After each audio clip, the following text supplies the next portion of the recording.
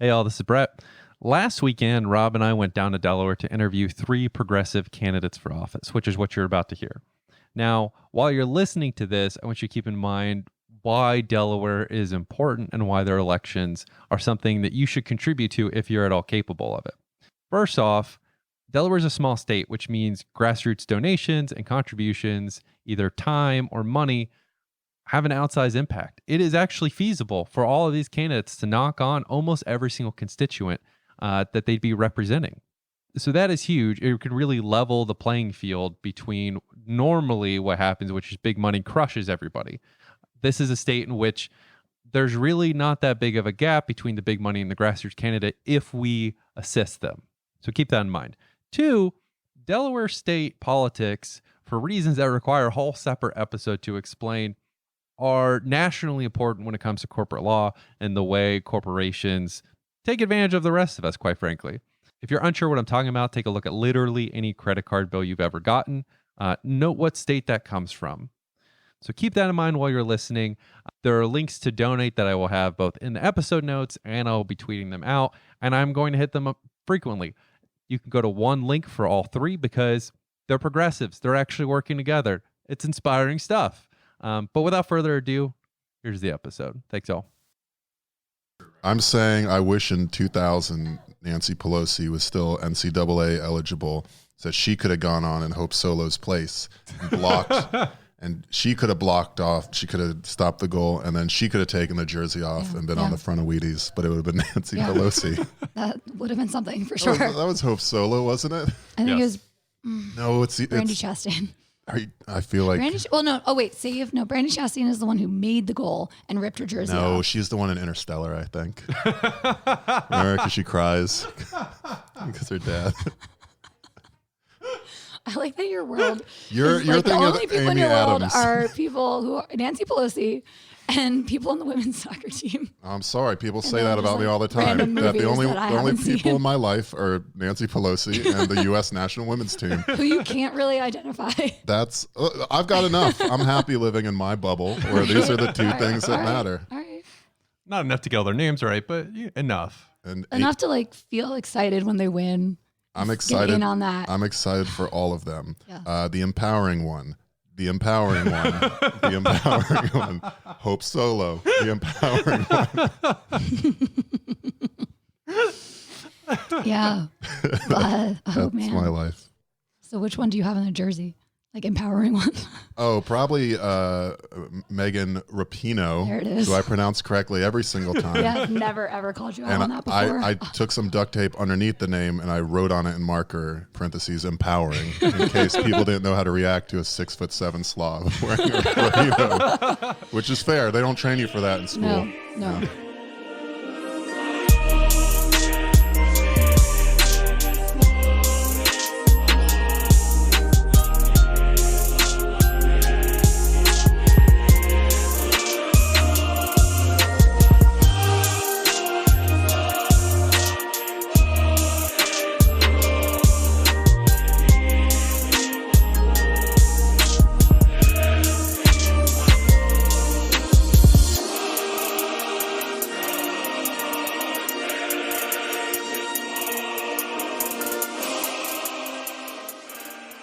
All right, everybody, welcome to Dumb and Awful. This is Brett at Relentless Board.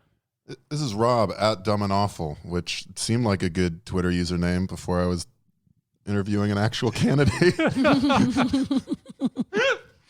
And we're with Jess Scarane, Yeah. who is a Senate candidate in Delaware. Hi, it's great to be on the show. I want to apologize to everyone who's listening to this because they're listening to my post-canvassing voice after many hours of talking to voters. And Yeah, they should have post-canvassing voice. How about yeah, that? get them down here Yeah. knocking doors for me so I don't have to talk to How someone. about a little less gaming, a little more canvassing listeners to this terrible Yeah, seriously. I was actually going to say thank you for doing the apology at the top. We usually do that at the end afterwards for the listeners who make it all the way through, but it's good to start it off right. Well, I want people to know that I don't normally sound like this. So when I win, they won't have to listen to this voice all the time.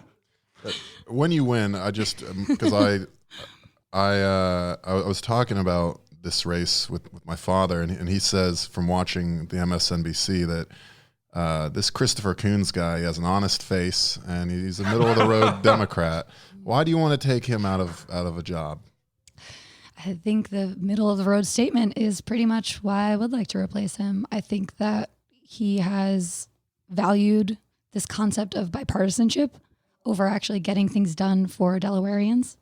And we've seen time and time again that he kind of is so proud to make a compromise, but then we look at the legislation that compromise got us, and it's not something that actually makes people's lives better. We can look one particular example last year when he fought for an FBI investigation into Brett Kavanaugh, worked with Jeff Flake to get that done. And the two of them went off on their television tour talking about how bipartisanship is helping the country while the FBI did nothing with the information that they were given. And it just gave a fig leaf for Republicans to vote yes on a justice who is now going to be on the court for the rest of my life and potentially change the world for the worse for the rest of my life. And that is the exact example of what I'm talking about when I say like bipartisanship can't be the end game. I think it's a tactic to maybe get you where you want to go, but it can't be the thing that you're shooting for. And I think that's what he's doing in office predominantly.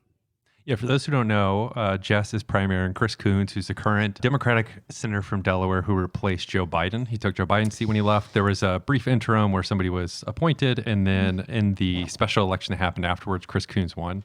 To give you an idea of who Chris Coons is, yes, he is obsessed with bipartisanship. If you do anything with Jeff Flake, extremely suspect. Jeff Flake is the guy who took those charming winter photos throwing snowballs at Cory Booker to show that actually we have some fun here. Like, obviously, we will take your health care and put the kids in camps, but, you know, we're all having a laugh up here. It's pretty, it was totes adorbs, according to the Instagram comments beneath that one. I wish I was dead. Nauseating. But who was this Chris Coons?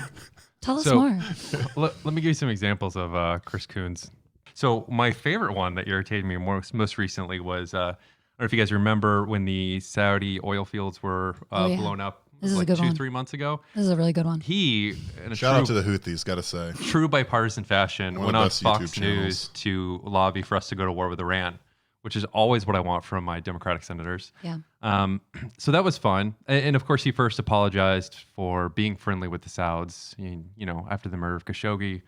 He said, quote, "Iran is really pushing our resolve, and if there's attacks by Iran on our close allies like Jordan, Israel, or the Saudis, 3 equivalent countries, we need to seriously consider taking action against them." That's fucked up when like Iran did that to Khashoggi like that. Yeah. That's the story, right? He just skimmed over there. He's like, yeah, they did torture and murder journalists, but oil fields guys. Right.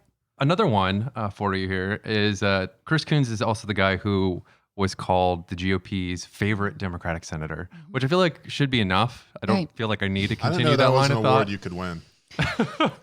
He's trying hard for it. He loves it. And he's there. And he's holding on to it.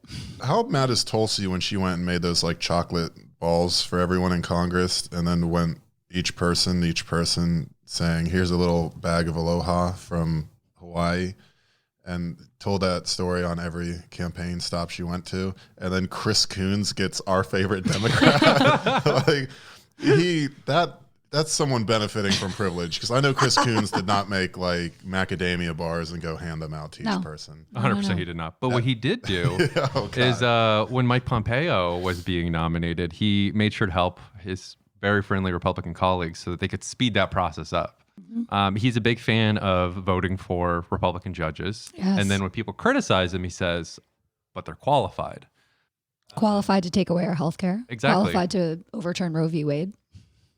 So he's a big fan of voting for people who are qualified, and their qualifications largely seem to be helping destroy civil rights and civil liberties. So amazing senator. We're excited to talk to his challenger. Yeah, there's a lot to run against here. And it's also the interesting to me too as well is like Delaware is a small state. It has 2 senators. It's something that like we criticize on the Republican side a lot. There's 2 senators representing a very small fraction of people, but this would be an opportunity to balance the scales a little, right? Like you could balance Oklahoma out with Rhode Island, you could balance Kansas out with Delaware, but instead we have centrists. Yeah. Right? So they're electing fully far fringe. If anybody's ever looked at the Oklahoma senators, they know what I'm talking about. Yeah. And we're getting people whose greatest desire is to compromise.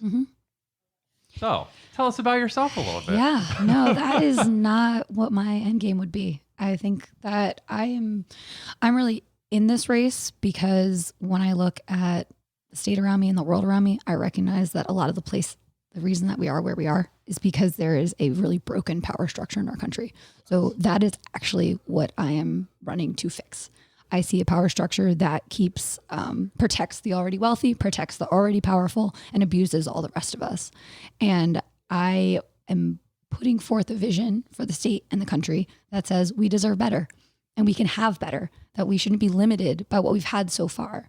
And we shouldn't look at where the right is right now and say, how do we make compromises with those people? Because they are pulling further and further. And we have senators who want to stake this ground in the middle, but they're failing to realize that the middle doesn't hold. It's not a fixed point. Every time you have, to your point, these senators on the right who are pulling further and further, if you're just trying to stay in the middle, you're being pulled with them. There needs to be some counterbalancing force on the left. And what I see from Senator Coons is like, okay, if you're about compromise, why are you never looking to your left to compromise? Why are you always looking to your right to compromise? Why aren't you building power on your side of the aisle? Because that is actually how you get things done, by building power with people who share your values and want to fight for the things that you actually want to fight for, rather than going to the table with people who you are already supposed to be counter to in your vision of the world and giving up so much for the sake of being able to say, we got something done. And getting something done isn't just enough, especially when getting things done are the things that he's doing.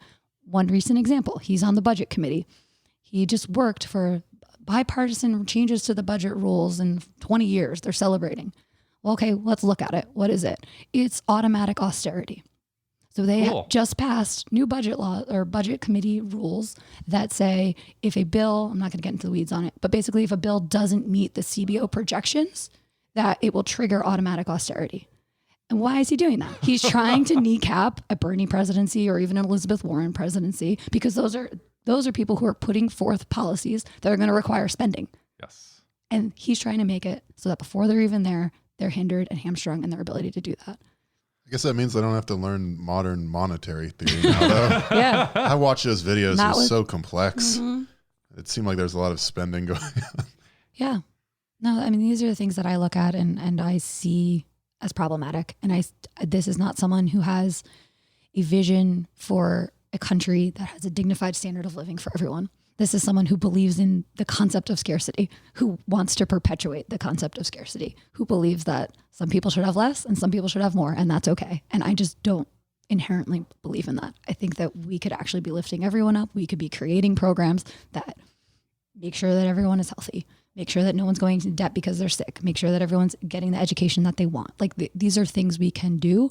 But when we have senators like this without that imagination or that vision for the country, we're never going to get there.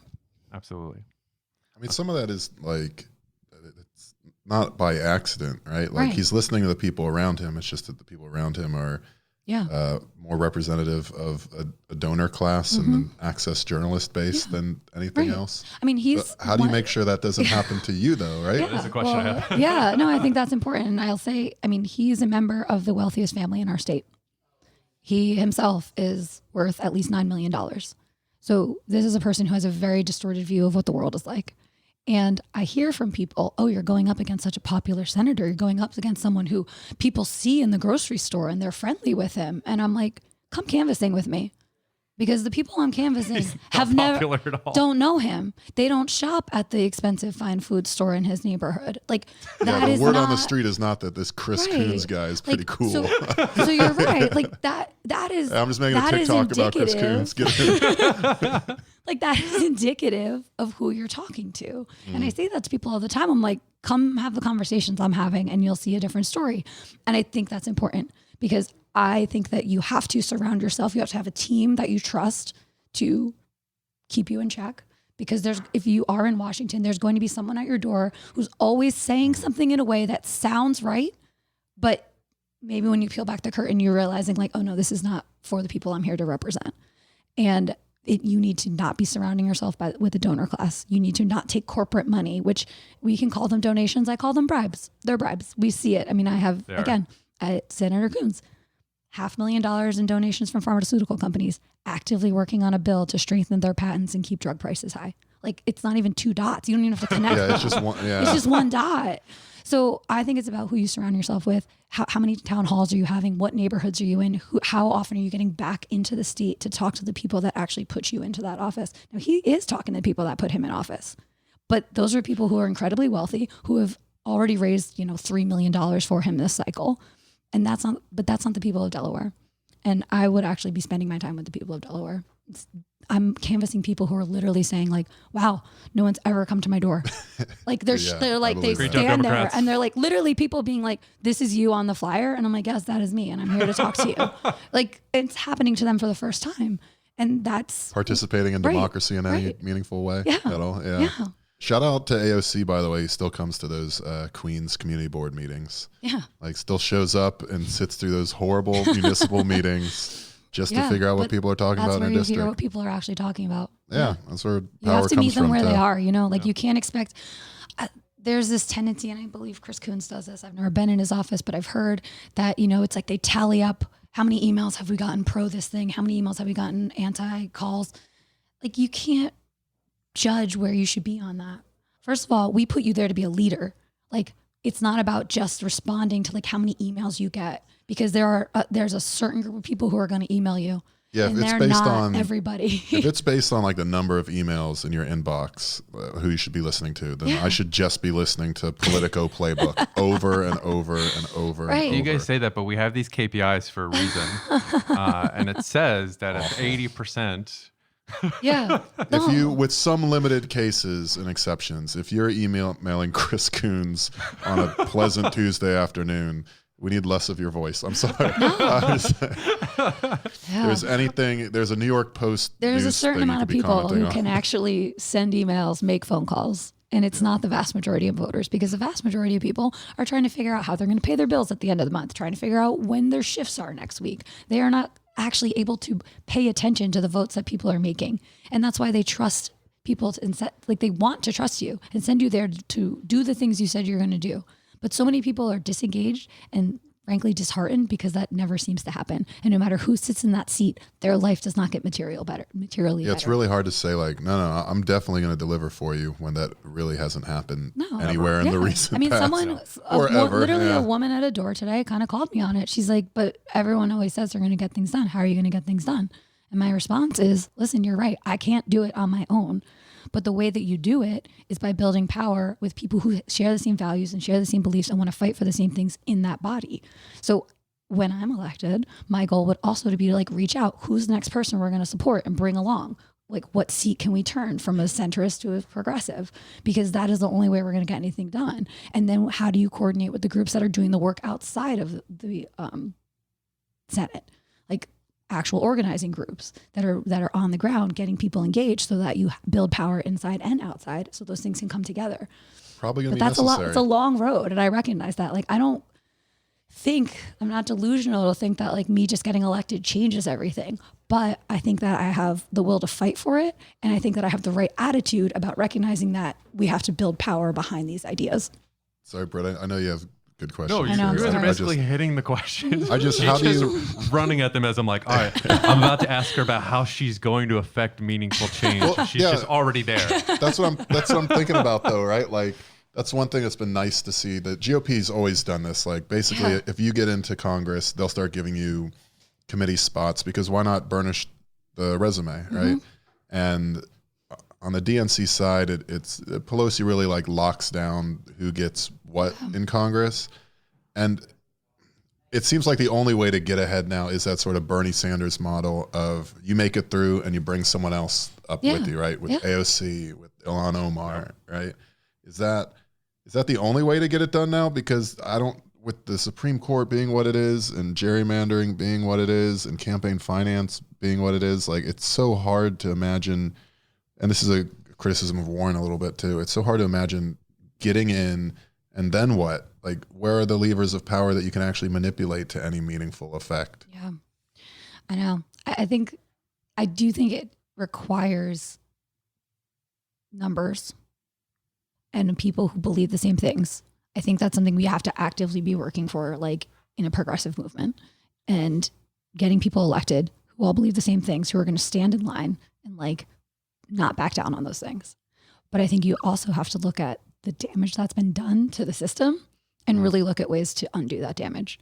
I think we need to look at impeaching justices or adding justices, FDR or style, adding states, or like there are ways I think that we have to like really play hardball to get back to actually where the country is, because we have representation that is so much more conservative than where the vast majority of the country is. If you're like actually looking at the way people vote, like gun control, healthcare, that sort of stuff. Yeah. I mean, a good example is every single time a minimum wage increases on a ballot, regardless of state or county, it passes.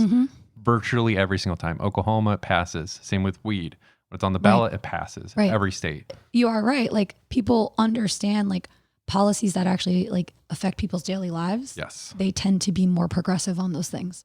Exactly. So most people don't trust politicians because, again, why would you if you've been alive the last 30 years? Yeah. But like if you can say 1-to-1, if that happens, my uncle is allowed to vote again, which for me is the actual case. Yeah. Hey, that's great. Of course I'm going to vote for that. Right. It's the same with marijuana. That's how it passed in Florida. That's how it passes in a lot of states. Unfortunately, the states are really bad about pushing that, but this is how we have to do it. Yeah. I do have a question for you. For those who aren't super familiar with Delaware, what do you think are the 3 biggest issues facing the state? Yeah. And what are your sort of policies to address those? Yeah. I think again, this is both my take, but what I hear on the doors, healthcare. I would actually tie economic justice and criminal justice together, and climate change. And I'm going to kind of work backwards here. Climate change, because we are actually the lowest lying state in the country. Good luck. Yeah. We are already. You should see what Florida looks like. If you're worse, good luck. We're worse. Oh boy. We are already seeing the effects of that. There's a neighborhood, mile and a half from here, Southbridge. Every time it rains, is flooded. The beaches, we get a king tide and roads are underwater. It's not even raining. It's sunny out and the roads are underwater. So, and rising sea levels aren't even the biggest factor of climate change, but we are already seeing the effects of them here.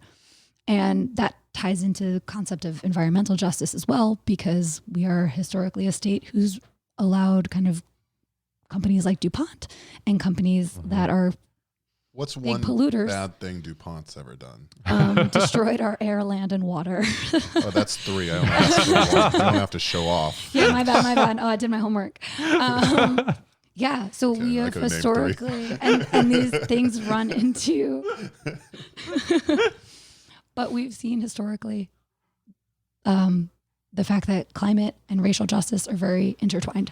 So some of the poorest Blacker and browner communities in our state are the ones that have the most pollution, have the highest cancer rates, has the highest asthma rates. So this is something that's already affecting our state, and it's only going to get worse if temperatures rise, if air gets more polluted. Going back to criminal justice, economic justice, I believe on climate, I believe in the Green New Deal. I think that we absolutely have to move away from carbon emissions. We have to move away from fossil fuels. We have to completely divest ourselves from that. We should not be spinning up any fossil fuel mines or wells or fracking or any of that stuff. We have to completely walk away from it. We need to completely get emissions out of our transportation system to basically survive. When we talk about criminal justice, economic justice, Delaware has one of the worst incarceration rates in the country. It's actually worse than every other country in the world. Except Louisiana. No, but every country is still worse than, we're still Delaware worse than every was other its own country. It would be worse. It'd be the worst country. Yes, it's actually worse than the United States. But for states, it's not the worst it hangs state. in there. Yeah. That's dark, interesting. right? America's doing well. Yeah, actually, we are worse than United States as a whole, and we're worse than every other country. And when you look at taking a victory lap. It's not great. Do better, Florida. Yeah. Well, you guys are up there, so don't worry. It's like Florida, Louisiana are the other tops. Yeah. Louisiana's. Look, we expect to win, though. I don't like this idea of Delaware sneaking in. It's like when Clemson wins the championship. I don't like it. It's very disorienting. Back to the SEC, please. But yeah, so criminal justice is a huge problem. We have over-policed communities here. We have about, I believe our state is about 20% Top. black, but our prison population is 60% black. So you can see that Those numbers are really bad. Yeah, it's really bad. Those are bad. It's bad. And again, I'm knocking doors in these neighborhoods and people are saying like, what are you going to do about policing? What are you going to do about like decriminalizing? So what I see there is that we have to demilitarize the police. Yes. That is a mistake that we made post 9/11. Like many of the things that we chose to do post 9/11, it was a mistake we made. We had an incident in the last few months where a like SWAT vehicle responded to a eviction. A man was being evicted and he holed himself up inside the home and was starting to kill himself. And like the SWAT came with like an MRAP and like that was the response. Do that in New York quite a bit. Yeah. Just a lonely Queens Road, and then we bring in these MRAPs, and they're and one of them, the guy was manning the top turret. He was manning the turret for some reason. I think this is like his big photo day. Yeah, his buddies were taking pictures. Yeah, it was like an eviction thing. Yeah, I think they just like getting them out. out. They work with ICE too. I'd say. Yeah, it's very cool. Talk about another mistake we made. Something else we need to get rid of. Should we abolish ICE? Yes. All right, well, that was easy. It was a mistake. Yeah. So what happens is that we are over incarcerating people. We have a militarized police system. Those people are then unable to find jobs. I talked to someone recently who was on 7 years of parole and like just got off of it, but still like hadn't gotten his license back. So his license was suspended. So it was like needed to rely on public transportation, which isn't great here. I mean, I ride the bus. I ride the bus to work, but it's not great really anywhere. So he's relying on the bus to get to work. He needs to maintain a job while he's on parole. Like it just is all set up for him to never succeed again. Yes. And he's working on a job that he gets $9 an hour and he's trying to support his kids. So that's why I tie those things together, because I think economic justice is infringed upon if you have a failing criminal justice system, which we do. I think we need to have at least $15 minimum wage. I say at least because we know that's not high enough. Delaware actually has an affordable housing shortage, and people talk about prices of homes in New York and San Francisco and Seattle, but in Delaware you have to make at least $18 an hour just to afford a 1-bedroom apartment comfortably, and that's double our minimum wage. So we know people are not able to do that. Good news. That's a problem everywhere. Yeah. And you're going to be in a federal exactly. body. So I believe housing is a right. And I think that ties into economic justice as well. Delaware seems delightful, but never more have I believed in the idea that housing is a human right than when you tell me that you can't get housing in Delaware. Because it feels like that should be a place that they frankly could be giving it away. Yeah, well, we have a lot of luxury. We have a lot of luxury apartments that sit empty. That sounds like a symptom of a really good system. Yeah. No, we've got people who are homeless and we could put in homes, but instead we're building at this luxury only price point, and we have buildings that are sitting empty and people that are living on the street. And then the place I started was healthcare. This is the thing I'm hearing from people the most when I'm knocking on doors. People are either uninsured. I think our state has, yeah. And our state is actually not bad on the uninsured rate. It's about 7%, which is not bad if you look at the rest of the country. However, for Latino people, it's 20%. So they're almost 3 times the average of our state. And they're a growing population in our state. So that rate is only going to decrease if they continue to be uninsured. We also only have a single provider in the marketplace in the state of Delaware. I love choice. Yeah. So you can choose, your bronze plan, which has the $8,000 deductible and costs you $300 a month if you make $10 an hour. Bulwark X emblem plan, blue. I identify with that. I'm glad I have that choice. And our elected officials were touting that the rates in our marketplace were down 19% this year. They're the highest they've ever been. They've gone up consistently from 2014. They have gone down. They went down. Last year. This is a fun fact. They went down because the state and the federal government created a reinsurance fund. So the state and the federal government are paying for the costliest people in the system rather than the insurer who's making a profit. Man, I wonder if like the state and government could do that for just everybody. Right? They're already in the healthcare wild, business. Imagine if they just kept going. Actually helped us, yeah. Yeah, exactly. So these are the things I hear from people when I'm out and talking to them. And those are the things that are key to my platform. Since we're sort of talking about the big issues, As you probably know, Mina from the classic K-pop group Twice has been out recently. And people worry that even when she comes back, she may not get the same screen time from JYP, who tends to favor Dahyun and Nayeon. I guess my question here is, Do I have any idea what you're talking about? Would you be in favor of military intervention in South Korea if JYP doesn't respect Once's wishes? And second of all, is our military funded at an appropriate rate?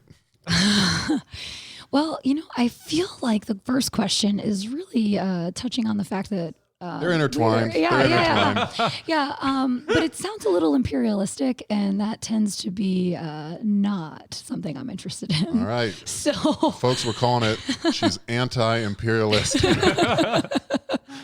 We'll see how that plays on the left. really sticking my neck out here.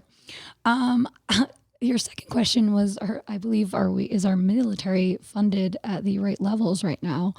Trying to put a force in space, not just the air. Yeah. But Could you space. imagine we're going to have guns in space before we actually make sure that everyone have this fan is fiction written. not going bankrupt because they got cancer? That's where our priorities are at. That's really tough because the second one just sounds so bad, right? But then the first one sounds like we're halfway to Gundam. Yeah. Yeah. I mean, the Space Force is just another imperialist venture. It's this like literally militarizing space. It's absolutely the opposite of what we should be doing. We find people out there, we are going to colonize the hell out of them. Yeah. We'll be ready with our Space Force. This is the problem with the inherent nature of imperialism and capitalistic imperialism is well, when's it enough? There's no end. Because Chris Coons, to go back to him, my wonderful opponent, he's made comments about how we have to beat China to Africa. And okay, cool. So we've got to take over Africa before China does. Okay, cool. What's next? The moon, we don't want to lose Mars, the imperialist wars. Right.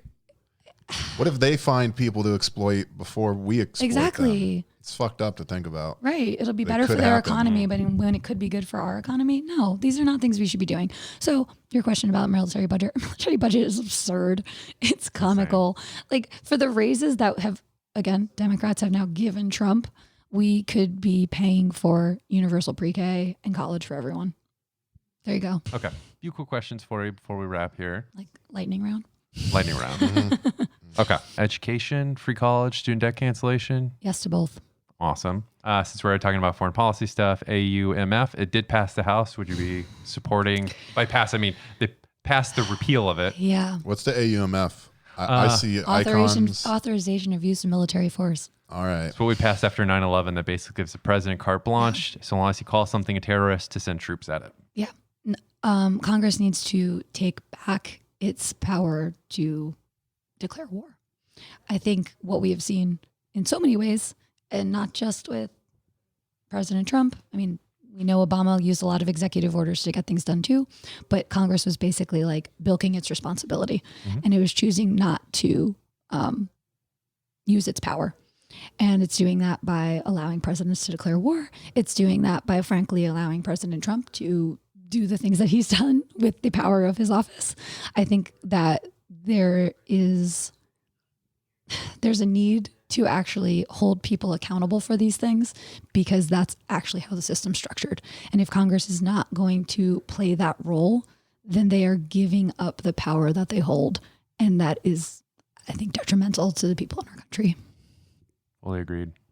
I mean, if it's a representative system, that's kind of important. Right. The reps get to say something. Yeah. Yeah, but it's way easier to get reelected if you didn't vote on a position. Yeah, and that's something that I really struggle with, and something that I look at. I've asked my local officials here in Delaware, what is the thing you're willing to lose your seat for? Because if you don't have something that you feel that passionately about, if you don't have something that you truly believe is the thing you want to lead on, what are you doing there? Because that's what we're actually sending you there to do. We're asking you to be a leader. You see it all the time. I mean, impeachment is a recent example where the numbers were sort of squishy. And then as soon as they started saying, this is real, we should be doing it, the numbers came along. People are asking to be led. You have the information. You have the power. Use it. But don't just sit there and be oh, well, if I kind of play the middle, no one person can get mad at me. It's yeah, but no one person can believe in you either. So that is what I really look at. And the things that I'm passionate about are really having a government that works for everybody and raises our standard of living so that no one is struggling in the wealthiest country in the world. Hell yeah. I was just going to say, I'm going to steal that question. So thank you. Yeah, you're welcome. For everybody I talked to. I love that. Final question. For those who don't know much about Delaware, what's something we should know about the state? I could have told you that it was the lowest lying, but I already did. I think that it Already blew gets that fun billed. fact. I know. Fuck. I would say that people have this tendency to think it's purpler than it is because our representation trends to the center, because we have only ever been represented by corporate Democrats, because we have allowed corporations to really run our state for so long. People are not as purple as the state gets a reputation for. People are more progressive than our representation. Awesome. Well, thank you for coming on. Thank you so much for talking to having us. me. How can people find and support you? Sure. So my website is at justfordelaware.com, and you can get social and sign up for emails and donate from there. And you should donate and support. Absolutely. If you come to Delaware and canvas, you should do that. JESSFORDELAWARE. That's right. I can spell Delaware. I was actually now like, you I all. don't know. I know. You got halfway through and I was like, ooh. You've committed now. But yes, that is it. that was a parkour move where I really needed full commitment. You went like a fugue state where you're like, just keep going. Here's the thing. In football, when you have forward momentum, that counts for the first down. And I feel like true. I fell forward Yeah. through that word. I went to the videotape and I you got made it. Technically, that's a completed word. So I hit my quota. It's an audio medium and I'm doing hand gestures. Killing For the me. listener, she has stood up, taken 2 bold steps to the right, and done sort of a tomahawk chop to indicate Signaling a first down. The first down was achieved by me. Yeah. Spelling Delaware. Thank you, great. Coco. I appreciate Thank you it. both so much. I hope your voice gets better soon. I know. I apologize to everyone again. And we're looking forward to Chris Coons losing Me too. very much. You should just lose. Just lose. Just Come on, retire. Chris. What are you doing?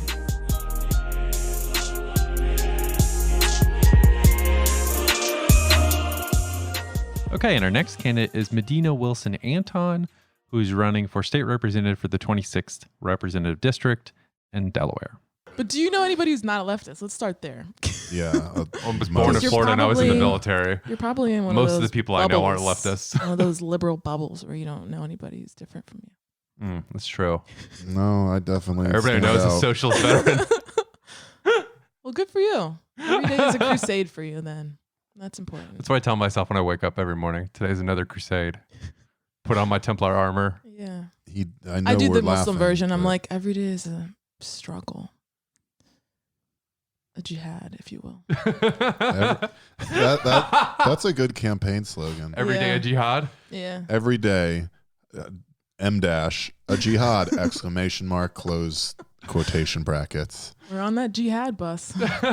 Get on the jihad bus in Delaware, and then your face. It's like you say that, and immediately a Republican from Sussex County jumps up and they're like, I'm introducing a Sharia law ban. Like immediately.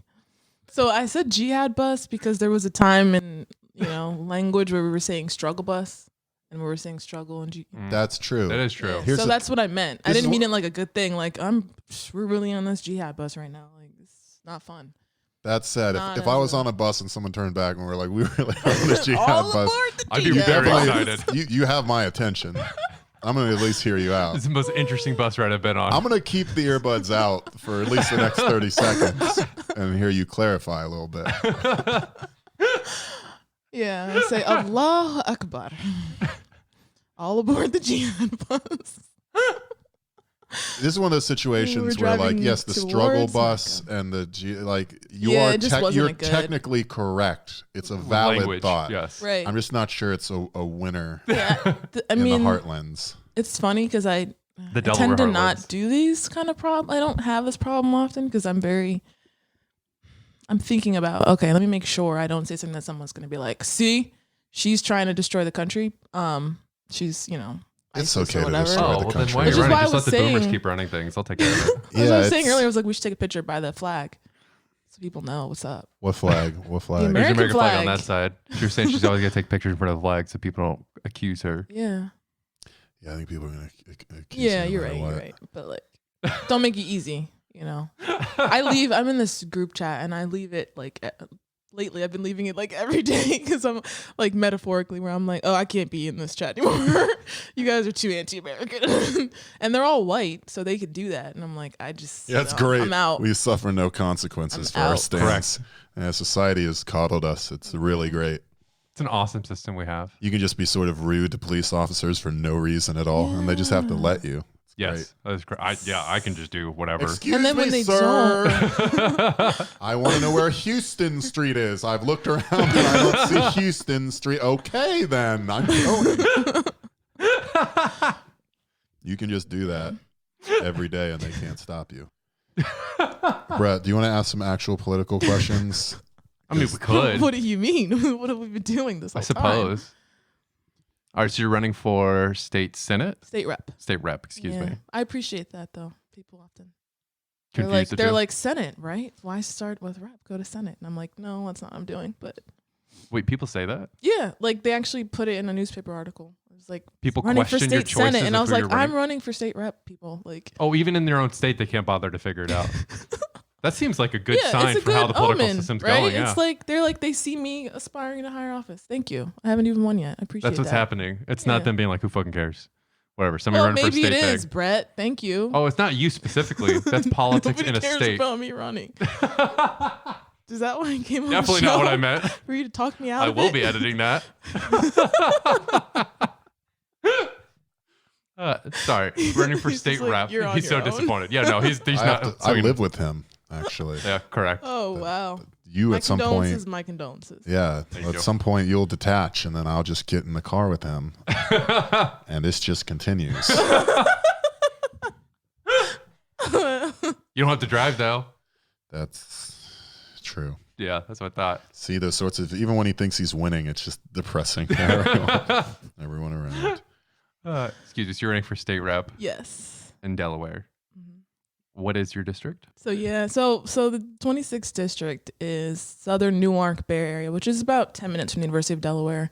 Largely suburban area, closest to our biggest mall, the Christiana Mall. What's it called? Christiana. Christiana? Yeah. That area that it's in, the Christiana area, was like, I think Swedes that settled it first. Do people have Delaware pride? Because I know, like, growing up from yeah. Florida, this is something we never She, got. by the way, dead serious. She was like, absolutely. Yeah, our thing was always like, we'd go somewhere and be like, Georgia sucks. And people are like, where are you from? And we'd be like, Florida. And they go like, well, Florida sucks. And it's like, yeah, I know. And we know that's how Yeah. we recognize that your Yeah, state and yours blows too. sucks too. Like, we're experts at this. So what? No. I can't imagine being like someone driving through and being like, haha, you know, it's fun to do in Delaware. Get the hell out of it. And then drive on by and you're there in exhaust fumes. Being like, actually, it's quite good. Is that generally the vibe? People like Delaware? So it depends on who you're talking about. People are not a monolith, right? So like, Oh, if you're I don't talking know about that. teenagers, Yes. most teenagers that I knew when I was a teenager and know now, they're like, oh, Delaware's so boring. Like, there's nothing to do. And like, it's gotten better. But then as far as adults go, so like older people like to retire to Delaware because we don't have a lot of taxes. And so people like that. And We're a lot of from Florida. times, I'm familiar with that one. right. So like people in the area, like in the Mid-Atlantic will be like, oh, you're from Delaware? I go there to shop. Like I go to the outlets or I go to the beaches. That's why I register my corporation to avoid taxes. It's like the main That's where I of the register my Middle LLC Atlantic. so I can. Just using it for traffic. fireworks and the Kittery Trading Post. Coming to the mall for deep discounts on your tax bill. Well, you've sold me. This place is valuable. Gonna retire here now. Demands Yeah, we have. I mean, we protecting. have nice parks. We have. It's nice if you're like, you know, you want a vacation with your family. Like we have beaches and they're tax free. So like, Normally would when you I'm go at to the New beach, Jersey? I'm not thinking about taxes. You're not. Like if I'm at well, Atlantic like the City, outlets at And the that's beach, why you're poor. you're not a shopper. that's. I mean, I'm not really Oh, either. Now you've crossed the line. We had kept things civil to this point, but I won't have you tell me I'm Look, not a shopper. Shoppers, I'm not one either. So maybe I just can't identify them well. But I'm just when I'm they're buying like, oh my a god, the shirt outlets from an outlet on a beach, and statistically, it's very likely Paint to me a be picture. horribly colored and say something misogynistic on it. If I'm familiar with these outlets, I'm not worried about tax at that point. Is all I'm saying. Okay, well, I'll pay the the Atlantic average City middle premium. class American is worried about taxes. I'll have you know. Okay. Empathy. Well, I don't want people to get the wrong idea. I think we should raise taxes on the rich and on corporations. And we might need to have a sales tax available eventually. So we have to drive too. Oh yeah. Yeah. I mean, this has been fun, like just shooting the ish, but I think you guys have some questions. I'm cool to answer. I had a question for you. So you support the Green New Deal. Yeah. Great. Wonderful. What is a green bank? That I haven't heard of before. Okay. I saw it in your platform. So we know that people, especially middle class working people, don't have the money to invest in tech that is often more expensive upfront, but then pays its way kind of afterwards. So the idea behind a green bank is the state financing like startup costs for different sustainable technology so that communities can get into that market. It can become more widespread and then we pay it off over time. It's been done in other states. It's been done in countries. But the idea is basically let's make it affordable for everyone to get into the green market. And So we public have banking to. explicitly for that. Yeah. Oh, that's cool. I haven't heard of that before. I like it. Yeah. Well, we have to do something. I mean, we have 11 years at this point now before it's too far gone for us to fix the climate crisis. So we have to make it affordable and we have to incentivize this kind of stuff. So. Or you're going to lose part of Delaware since apparently you have the lowest sea level. Lowest lying state. Yeah. And they're still saying buy on the beach, which is like. They do that in Miami too, and they have the same problem. So yeah, we definitely. So other things that it could fund is climate proofing places. So it could pay for a drainage project that's going to make a community be able to actually deal with rising sea levels and stuff like that. So. All right, another one I had for you. Your Tenants' Bill of Rights, which is great. What is the manufactured housing issue? Because I haven't heard of that before. Is that a Delaware specific thing? I mean, so when we talk about it, there's two specific neighborhoods in our district that are manufactured housing communities, mobile homes, trailer park, that kind of an idea. People call them different things, different places. But the concept is basically people own their home, but they rent the land underneath their home. And so if the person that owns the land decides to sell it, they're basically out of luck. Now, we call them mobile homes, but they're really not mobile a lot of times, especially after a couple of years. So if you lived in that house for 20 years, you're not putting that on a trailer and moving it. It's there. Or if you move it, it's going to have major damage. So what we're thinking about is actually changing the law so that if a landowner is able to sell the land, that the community gets the first right of buy. And so sounds good. That sounds like a good idea. Yeah, because I actually really like that. But the problem is a lot of times people that live in these communities don't have the capital to be able to buy that, right? Yep. So the idea is that we create some kind of state assistance so that we can kind of finance it and they can pay it off over time. But the one community that we're talking about, Glasgow Courts, that's how many people? Almost 500 people, I think, who live in the neighborhood. And that's a lot of people to have to move.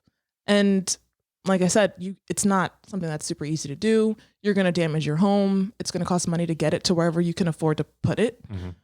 So we're trying to make sure people can stay in their communities, stay close to the schools their kids go to, where they work, and be part of the community. So. That's great. I was reading Forbes recently, and apparently mobile Why do you homes... keep prefacing sentences with that? I hate it. I know it normally comes before real facts, but I've been reading Forbes lately. Not very man of the people. Well, Buttigieg referenced it, and I was like, I got to be up to date with my man. He did do that in the debate. He did say, according to Forbes, I'm a man of the people. Exactly. Ugh. But I was reading Forbes, he's pretty gross. They were saying mobile homes are an incredible investment opportunity because they're people who can't move when you raise the rents on them. So you can just keep raising rents. Which is why they need to have super more good investment protections. opportunity, guys. Yeah. That's so sick. It almost seems like they need the most amount of protection because there's a middleman class called landlords that their entire essence of being is preying on those people. Yeah. Something's got to be done about these landlords, and we need more protections for tenants. That just seems... Maybe a Tenants' Bill of Rights. Yeah. I mean, we have protections on the books, but a lot of this stuff, it's after the fact. It's somebody moved so for example, in this neighborhood, the woman who owns it, decided she was going to clear out a section. So she has everybody move. Some houses break in the process, so they're just out of house. And then other houses weren't hooked up to like heat. They weren't hooked up to water because she had her husband do the work. So, okay. So you take it to court or whatever. It's too late at that point. Yeah. It's a lot of hassle. You're in a hotel for however long. Like it shouldn't be so difficult for people to have, the ability to advocate for themselves. I mean, that's the plan. That's what they were doing post 08, 09 too, when they're kicking people out of houses. If you could show up with a lawyer, you could usually fight it. Right. But you have to have the time and money to show up with a lawyer. And then the judge would get exhausted because the banking lawyer's right there and he's there every day taking care of this. And like, oh, now I have to actually stop and discuss this case. Right. It's a really good first step to making sure people aren't screwed over. I wish I knew this statistic, but the amount of people who, not just with manufactured homes, but people who rent it anywhere, the amount of people who, when they go to court over an eviction, issue, that actually win the case is like whatever percent higher than if they didn't have a lawyer. Like we know that if somebody can have, someone to help advocate with them, they're not going to get kicked out. Like, yeah, it's a huge thing of what New York DSA does, by the way. They got tenant support groups because just having anyone there or even having an external indicator that you're willing to fight or know how to fight, really your only recourse right now. Yeah. The only thing that kind of occasionally works against landlords. What do you think are your two biggest issues for your district? I would say housing affordability and education. So like personally, to me, I think what I really care about the most right now is making sure that our public education system is funded equitably, and it's not.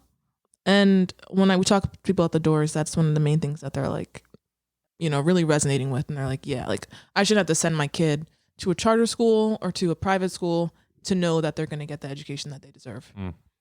And it's one of those issues where people down in Dover, they know what the solution is. They've talked about it. They've had a consortium and a commission and a task force and all these different things over the years to like study and have findings and not have to vote on anything for a while. Yeah. And then they're like, well, it's not going to get voted on because nobody wants to put their neck out and actually, step up. So that's one of the things that actually really frustrated me and inspired me to get involved, was hearing legislators say that basically like to me.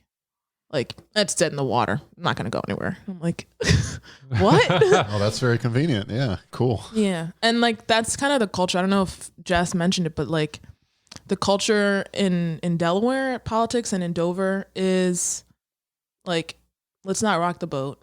If we don't have the votes in caucus, we don't bring it to the floor. We're not going to put you out there where you have to actually take a stand on it. We'll take our stands together in private, and then we'll do the numbers in private. That is how leadership works. Yes. Dude. And like one legislator that I knew was like, what you see on the floor when we discuss a bill and vote on it, that's theater. And I was like, what do you mean? He's like, we know what's going to happen. People get up and they're like, I'm standing up against this bill because, and it's like, they know that it's going to get through, or they know that it's not going to. Just for TV spots later on, basically. Yeah, but they don't put it forward almost ever if they know it's going to fail. And so voters are robbed of the ability to know who stands for what. That seems to be the entire intention, because then you're not making difficult votes that people can hold you to. Exactly. So a lot of courageous leaders in Delaware is what you're saying. The most courageous. We'll have 3 new ones after this next election. Yeah. You, Larry, and Jess. And dare I say we've got courage. There you go. Because we're going up against the 3 establishment. new ones / the only 3. So. Whatever. Same thing. There are others. But I think one of the main things that we need, and why I'm really excited about Larry and Eric, who's running in another district, is like, I think the more people we have down there that aren't afraid to take a stand and to put themselves out there and lead on issues, the more people that are already down there that are going to be like, okay, I'll come along.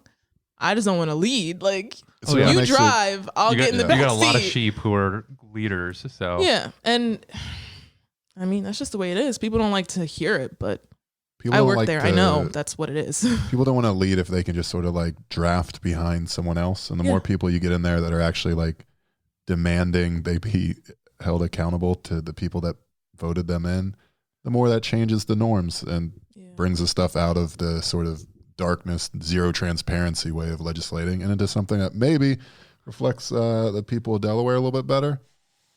That'd be cool to see. Hopefully you guys do that. Yeah, That'd be great. I think we definitely will. So I'm excited. What's your campaign website again? Medina for Delaware. Medina for and Delaware. It's Medina spelled the Spelled. correct way. Madinah. The correct way. Yeah. Like if you go on Google Maps and you look at the city of Medina in Saudi Arabia, that's how it's spelled.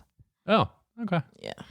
It's actually a reference point I understand. Yeah. You We found one, guys. You heard it here That's first, Americans. We're doing it how they do it in Saudi Arabia now. Our valued allies, right, Chris Coons? Yeah. All right. Well, thanks for being on. We Thanks for having appreciate me it. on the show. Appreciate it. Yeah, absolutely. Had a fun time. Rob, any final thoughts? The cookies were very good, Brett. Thank you. Have you tried the cookies yet? I would love a cookie. Yeah. Try them. They're easy to give away because technically they're already someone else.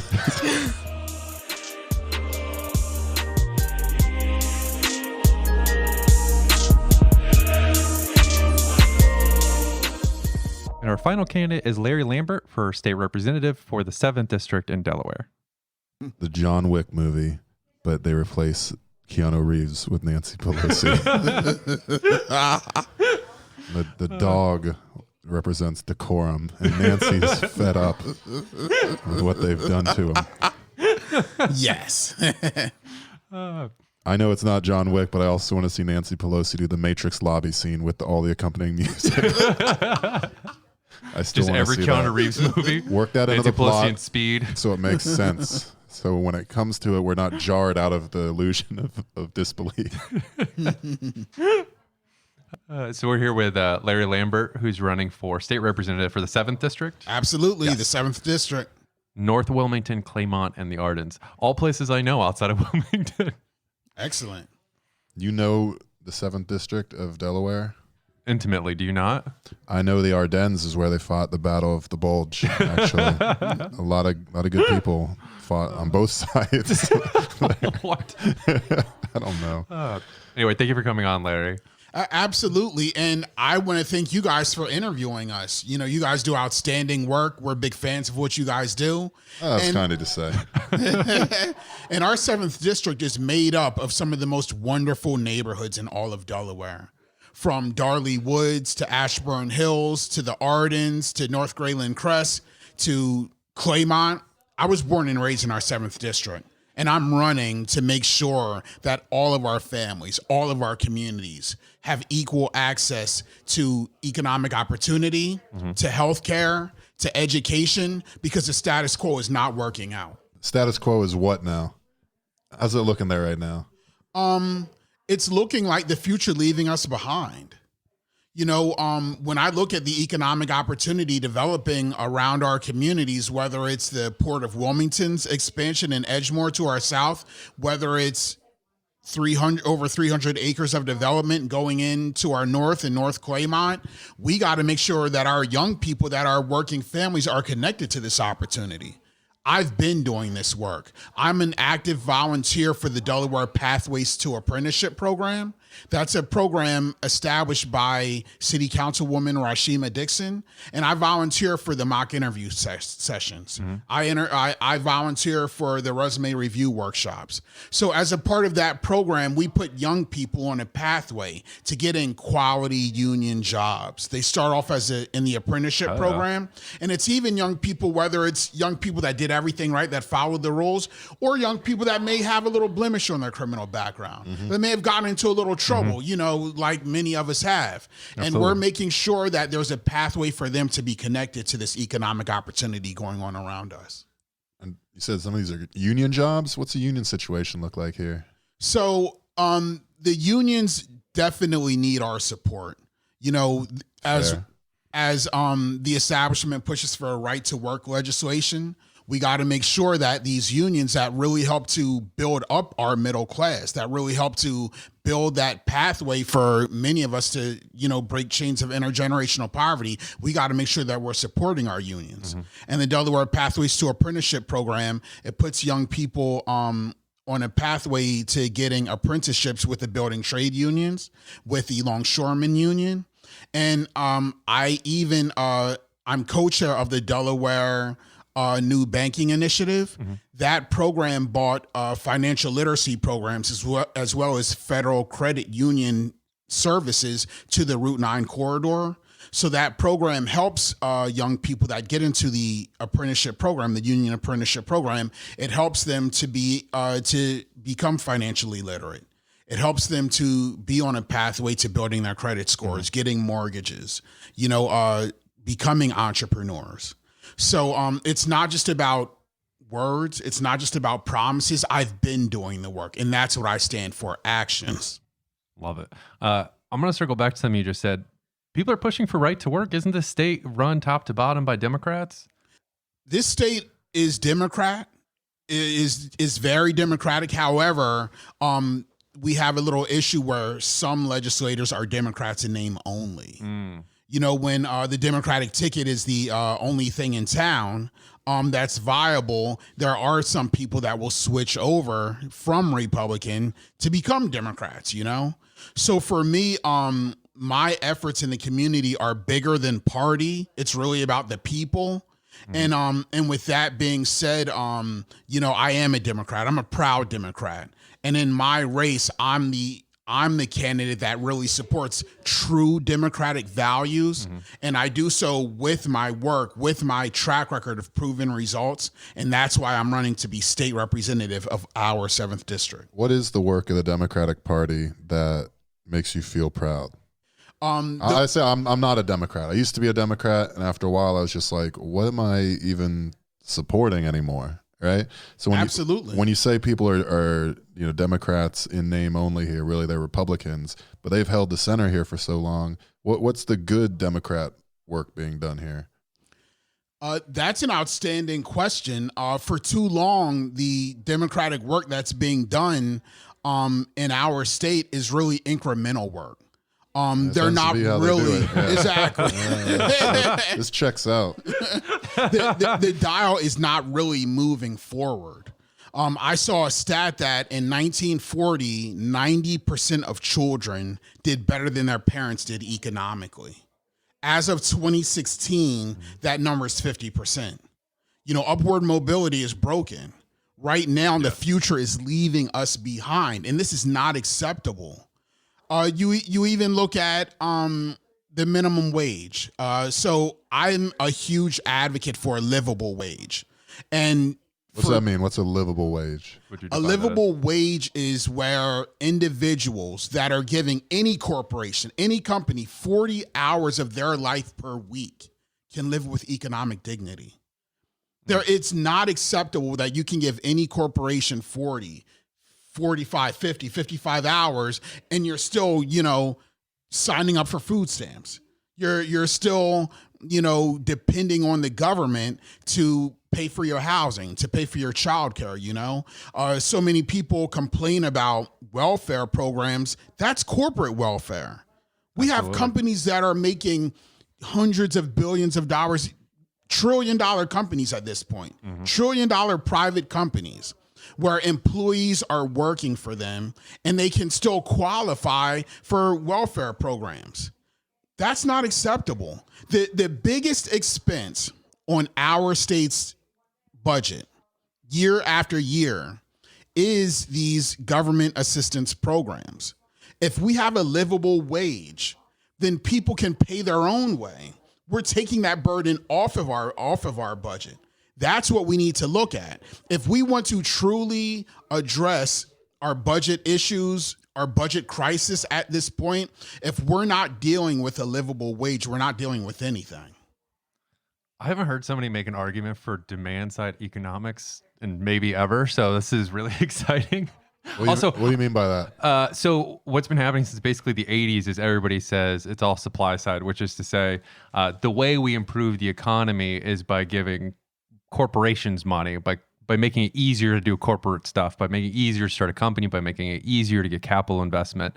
And the people will figure it out. Right. Demand side economics, which worked pretty well for a long time, Keynesian economics is what it's called in a lot of places, is the idea that maybe if we make the regular people able to afford things, that'll lift the entire economy. which is what happens. Yes. So I love hearing that. I also like the way that you put it, that you're giving the corporation 40 hours of your life, which is absolutely what it is. And you feel it every hour of every day. So not being able to afford things at the end of that is completely unreasonable and ridiculous. Absolutely. And we also got to remember, we're not only talking about 40 hours. There are jobs when you're working these low wage, starvation wage jobs, you can give them 50 hours sometimes, 55 hours, and you can still qualify for some of these government assistance programs. That's corporate welfare. That's not welfare. Absolutely. That's like when Walmart back in the day, I think they've stopped, quote unquote, stopped now, but they used to hand you food stamp applications when you got the job during your like initial orientation because they knew that. And so that's just another way to give corporations a ton of money, right? And you just slip it through the back door. The basically. good news is, with what they've done to SNAP, I'm sure it'll only be a matter of time before these like social safety net, healthcare and food scarcity programs just vanish altogether. So sad. We better figure out some sort of decent, fair wage system before then, because I don't think Walmart's going to have the SNAP program around to point people to forever. Correct. You know? And another one of my issues with this framing of raising the minimum wage that I have a problem with is in 1968, the minimum wage was the modern equivalent of $14 an hour. So at this point, we're not raising anything. We're returning the minimum wage exactly to what it was when the middle class worked for the people. Absolutely. So I was going to ask you, I'm going to steal a question from Jess here. When you're elected, because you're going to win. That's right. When you're elected, what is an issue that you care so passionately about you'd be willing to lose your seat for? That you're going to vote to make that happen regardless? I'm so glad that we started out with this topic of a livable wage, because this is easily one of them. When we look at a lot of the programs that we have in our state, whether it's funding of after school programs, programs that help low income residents, low income neighbors. One of the issues that I have is that we're ignoring the single greatest resource that we have, and that's parents. Strong, solid parents, strong homes. When we have parents that are working 2 and 3 jobs to make ends meet, parents that aren't home with their kids, teaching them, the foundations of life to make sure that they can avoid some of these pitfalls that come up through adolescence, through young adulthood and everything, then we're creating these surrogates. We're creating these programs that function as parents, that fill the gaps that parents are leaving behind because they're working so many jobs to make ends meet. Parents got 55 hours a week and a hell commute. So, I hope someone else figures it out. Exactly. And my thing is, why not take advantage of our greatest resource that's right up under our noses? Our parents, our families, our family units. So often the other side, the Republican side, they try to grasp onto this title of family values. There is no greater family value than a livable wage. Absolutely. What's a more important family value than actually being present because you're not working a dead-end job that never pays you enough? Exactly. Thank you. Absolutely. Homophobia. That's one of the big family values. You know what? It sounded stupid coming out. Yeah. I think the left's right on this one. Living wage, probably the better family value. Absolutely. It annoys me so much that the right always gets to quote family values when just brick by brick dismantling the home that families are trying to build. Thank you. Exactly. I would say earlier you were talking about sort of like blemishes in criminal history and criminal record. And I know I was looking at your campaign stuff, and you had a really good bit about criminal justice, and you were saying you want to rethink it as restorative, not punitive, is what criminal justice should be, which I love. But how do you do that like at the local or state level? How do we change the system to be restorative, not punitive, so people don't get out and are stuck trying to report to probation officer and run to a job that usually you can't even get because you've been in prison once or twice for minor crimes, right? Like how do you fix that? So often we look at we look at people as felons, we want to tag people. No, that's my brother. That's my sister right there. 94% of people in jail will be returning to our streets. Mm-hmm. What kind of pathway are we going to give them to be the productive neighbors, brothers and sisters that we want them to be, Absolutely. When we look at criminal justice reform, I think that one of the things that I do is I try to proactively address this. So for years, I served as a teacher. For 8 years, I served as a teacher in the community. I also serve on the unit board for the Claymont Boys and Girls Club. So with that being said, Frederick Douglass said, it's easier to raise a child than it is to fix a broken man. So the first thing that I do is on the front end, being proactive, engaging the youth, nurturing them before they get caught up in the criminal justice system. In regards to restorative justice for our brothers and sisters that, get caught up, that make a wrong turn, what are we doing to ensure that they have those opportunities to turn their life around, So we look at New Jersey and Rutgers University. They have a program where our brothers and sisters that are incarcerated, they can earn a college degree. They can earn, skill sets, trades that can put them on that pathway to being successful once they come out, It's not about you going into this revolving door of prison where when you come back out, because now you have that blemish on your track record, now it's so hard to get a good job. It's so hard to keep your nose clean that you end up falling back into the old ways. I remember this was maybe 8 years ago. One of my former students that I mentored, he was a good kid, but he made some wrong turns. It happens. So, he told me that he had a job. He was a cook. He was doing good. But some of his old friends from the old neighborhood were trying to get him to run a caper, sliding into people's back windows when they're open. Brett, you've been on several capers, right? Many. Okay. Yeah, I think he's got it. And he gave me a ring, and I gave him those words of encouragement that he's doing good. That yes, these low wage jobs aren't paying all the bills. That he really is. He was genuinely tempted. And that's the thing. We have to make sure that those temptations aren't there. You can't ask somebody to put down a gun if they're not picking up a job. Mm-hmm. Yeah, people don't steal bread because it's really fun to steal bread, right? It's steal it because they're hungry. Like if your material conditions are leading you to prison, it's not like your material conditions are going to be easier and nicer when you get out, right? The fact that we just run that revolving door, as you say, and then are shocked that people are just funneled right back in. I mean, it's in place to do that. Exactly. Systems create the outcomes they are designed to produce. Absolutely. When we on that one. Yeah. When we look at our quote unquote correction system, what exactly is it correcting? We need to change the narrative. We need to change this. It's not working out. It absolutely is not. That's why we need strong leadership in Dover that comes from these communities, that's engaged on a grassroots level with these communities that are going through these challenges. That's the only way we can find meaningful, sustainable solutions. Absolutely. Related to that, I had a similar criminal justice question. So we were talking a little bit before this, but the whole Northeast is confusing to me because every state is run top to bottom by Democrats.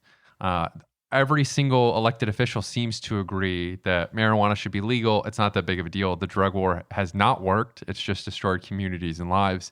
And yet nothing has changed. Like we haven't managed to pass anything restorative. They haven't recreationalized it. They haven't expunged records. What is that something you'd vote for? And why is that still deadlocked? Why is no state in the Northeast able to figure this out? Our criminal justice system, sometimes referred to as the prison industrial complex, there's too much money involved. And one of the things that I think we need to do to really make sure we have legislators that are free thinking, that are coming up with real, true, meaningful solutions, is we need to also address campaign finance reform. There are a lot of fat cats that are in this game that are saying the nice things, saying all the pleasantries, but they're not doing the real work. They're not about change. Absolutely. There are too many politicians that are beholden to corporate PAC money, that are too beholden to corporate dollars. where when they get into office, that is where they vote. And it shows. So when you talk about blue politicians, Democratic states and everything, it's really about your voting record. It's really about your history, you know?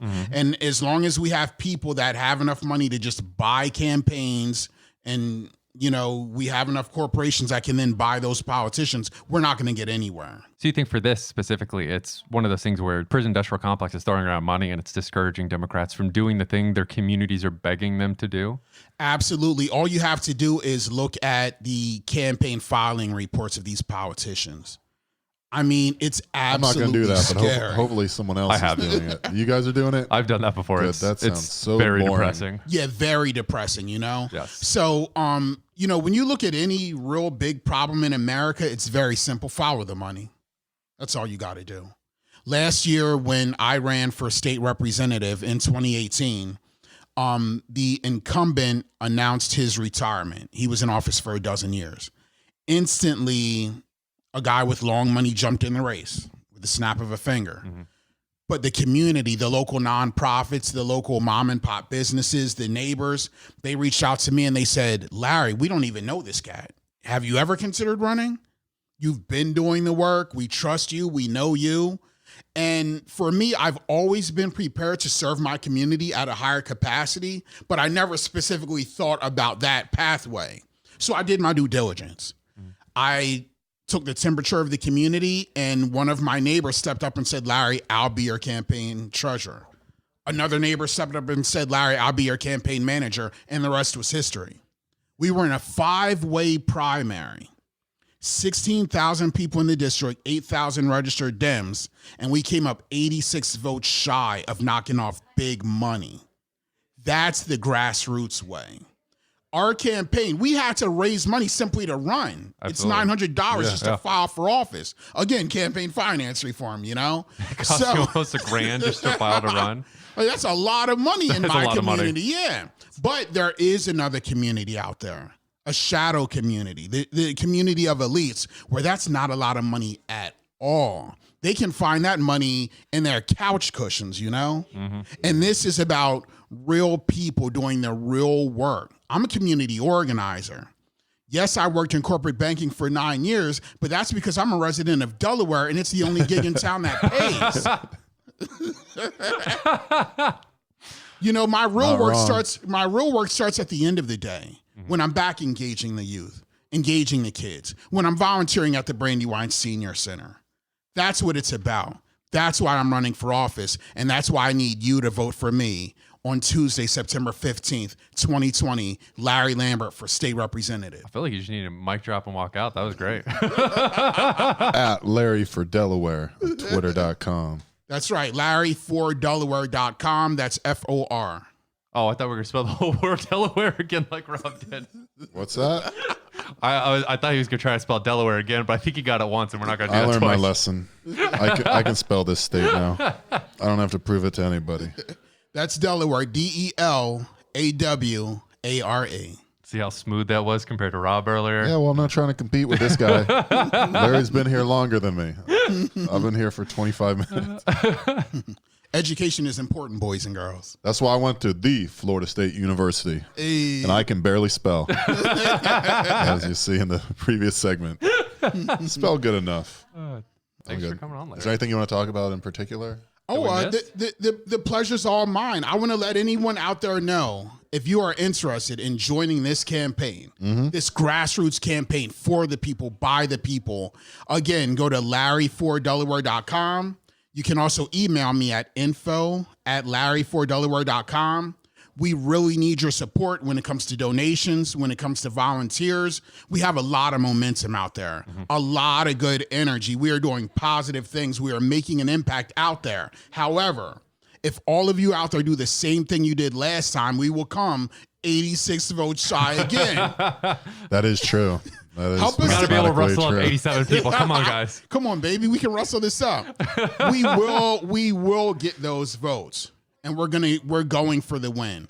And we really do need to make a change in Delaware, a change in America, and we're going to do it together. Now's the time to do it. 2020 is the time. 2020, Honestly, yeah. get involved. This is your the groundswell. best, It has to be perhaps this. last chance You're not to make getting this another happen. one for a while. This Yeah. is the big one. Pull out all the stops, y'all. All right. Thank you, Larry. Yeah, Thank you.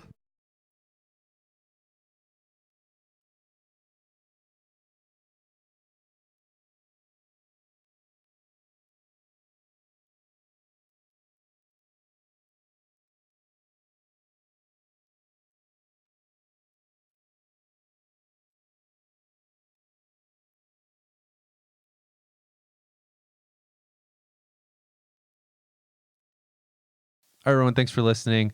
Once again, that's Jess Scarane for Senate, Larry Lambert for State Representative, and Medina Wilson Anton for State Representative in the state of Delaware.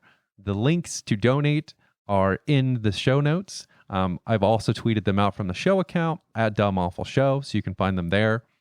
You can find each candidate's website if you want to dig more into their issues. Jess is at jessfordelaware.com. Medina is at medinafordelaware.com. And Larry's at larryfordelaware.com. So it's pretty straightforward. Check them all out. We will be pushing this more as we go because, again, you can have an outsized impact in Delaware. This is one of those where a small group can actually make a large impact. So it's sort of ideal to push for progressive candidates in this state. So thanks again for listening. If you haven't checked us out on Discord, come join us, come chat with us. We also have bonus episodes on Patreon, along with the opportunity to, for instance, last month, get cookies sent to you if you're a patron and you are one of the 3 that get randomly chosen, or up until January 5th, Nathan from Mark's Madness is accepting suggestions for what book he should read and review on our next books episode.